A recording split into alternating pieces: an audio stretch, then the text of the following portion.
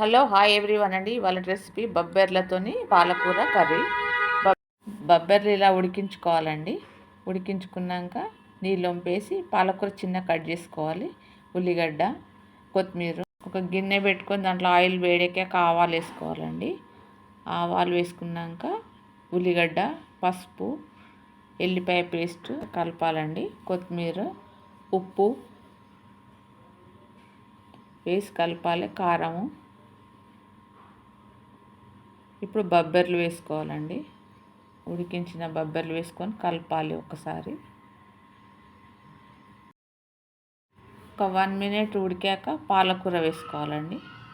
పాలకూర వేసుకొని మూత పెడితే మగ్గుతుందండి. మగ్గాక తీసి ఇలా కలుపుకోవాలి.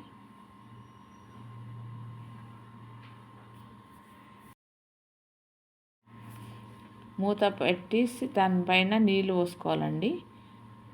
ఆ నీళ్ళు కొంచెం వేడెక్కాక కూరలో పోసుకోవాలి, ఉడికించుకోవాలండి. లాస్ట్కు ధనియాల పొడి వేసి కొత్తిమీర వేసి స్టవ్ ఆఫ్ చేసుకోవాలి. రెడీ. ఈ వీడియో చూసి మీరు కూడా ఇలాగే చేసుకోండి. Please subscribe. Thank you.